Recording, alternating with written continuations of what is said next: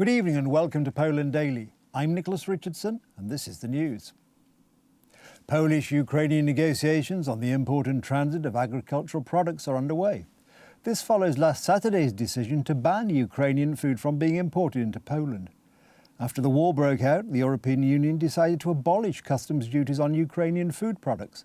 As a result, the Polish market and other countries neighbouring the Ukraine are being flooded with cheap products that were supposed to be shipped to Middle East and Africa, which has infuriated farmers.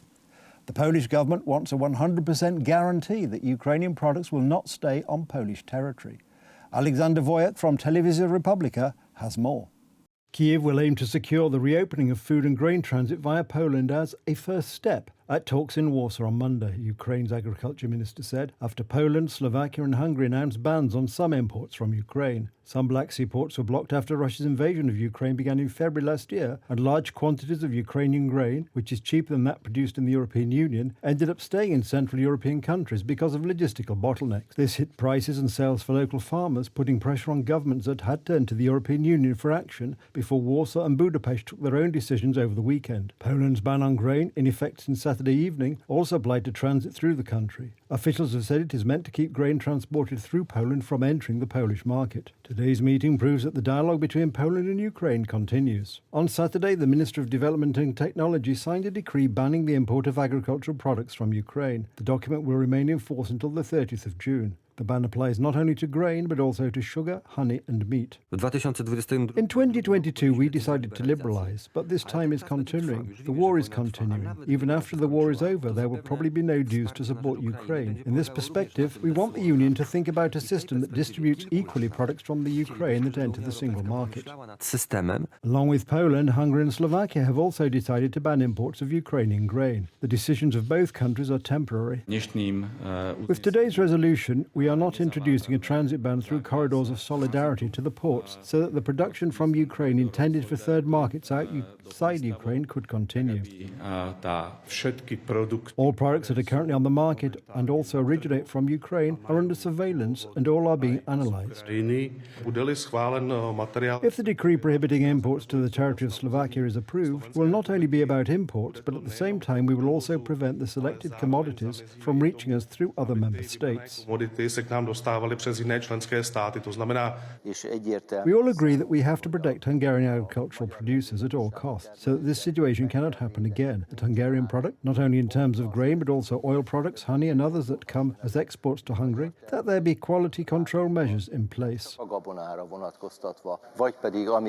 the European Union and Brussels adopts protective measures that are acceptable to us, then the ban could be extended, and by the 30th of June we would like to get ahead on these questions with Brussels. If not, then further sanctions will remain in place in the interest of Hungarian farmers. The Hungarian government supports and backs Hungarian farmers. Thank you very much. A firm decision by the member states was met with a rapid response by the European Commission. In this context, it is important to emphasise that trade policy is an exclusive competence of the European Union, so unilateral action is unacceptable. In such difficult times, it is crucial to coordinate and agree on all decisions within the EU. Thank you very much. Maybe let me start by saying that we are already in contact with the relevant authorities, so the authorities of the EU member states that are announcing these measures and also the authorities of Ukraine to properly understand the scope of the measures and the legal basis, because we don't have full clarity on that. In parallel, of course, it's important to remind that trade policy is of exclusive competence, which means that it's at European Union level that such decisions can be taken. And that's why we have been saying that unilateral action is not possible under EU trade policy. Now we are considering a second package. This is still under discussion, so we cannot provide any details at this stage on the amount or on the allocation criteria. But what is important to highlight is that we are taking into consideration the impact of these increased imports on the frontline countries, and we are very grateful that these countries have been helping and supporting Ukraine to move products out of Ukraine because of the blockage of other exit ports that is happening because of the war. And in this context, we are discussing, but we don't have details yet on the second package. Any solution to create a situation where the Polish farmer is competitive and has the opportunity to sell his product and has the conditions to do so. On the other hand, we have EU regulations and this Ukrainian grain standard.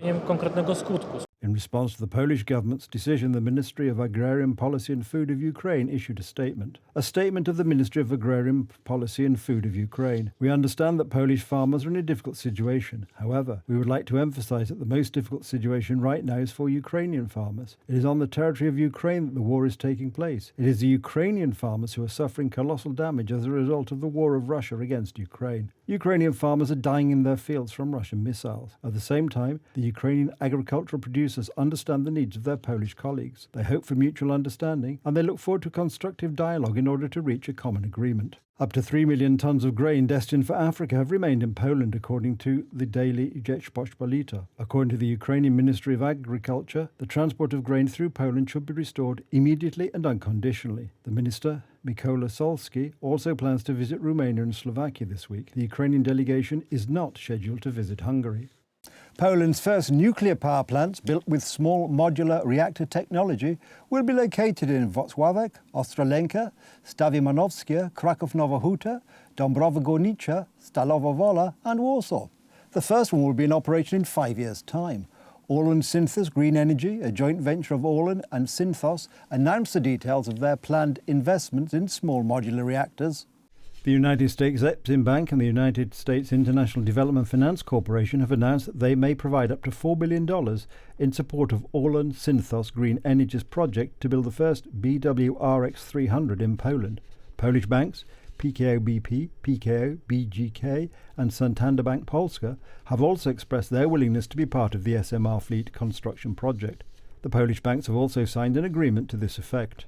The letter of intent signed between Exim and OSGE covers project financing in the amount of $3 billion. DFC will provide an amount of up to $1 billion for the construction of the first two power plants with BWRX-300 reactors. I welcome the cooperation of Orlen Synthos Green Energy with GE Hitachi in the implementation of small modular reactors. The United States is committed to helping make this happen. This is why we are pleased to announce today the availability of substantial financing for the project. This demonstrates that the United States is committed to helping Poland become more energy secure, said Marek Brzezinski, United States Ambassador to Poland. Poland needs a source of clean, cheap and safe energy, Mateusz Morawiecki, the Prime Minister, has said, outlining the case for the country to adopt small modular nuclear reactors. The atom, and especially the small atom, is a very good way to quickly replenish our resources, he said. Morawiecki added that Poland is modernising its energy sector to provide cheap, clean and safe energy sources in the shortest possible time. These will serve Poland for decades. Poland's energy security is today ensured by coal, he added, but due to the EU's climate policy, burning coal will become more and more expensive and it will involve increasing payment costs for the so-called ETS fees. These are the fees for the emission of a ton of carbon dioxide, he said. Morawiecki argued that by having one SMR, Poland can save between 1 and 200 million euros per year because this is as much as a country will not have to spend on the purchase of carbon dioxide emission allowances. Energy production in small nuclear power plants, he continued, will also allow for savings as SMRs require less space than traditional reactors. SMR-type reactors also save on transmission infrastructure, he said. This infrastructure is an expensive part of the system. We are developing this intensively today to be able to provide connections to renewable energy sources. But we want to provide access to small nuclear reactors through a dispersed arrangement of SMRs, first in 20-odd places in Poland, and then, in the slightly more distant future, in even more places in Poland. Morawiecki also said that the Polish government is very interested in the transfer of technology to Poland, along with the new opening of the nuclear energy sector.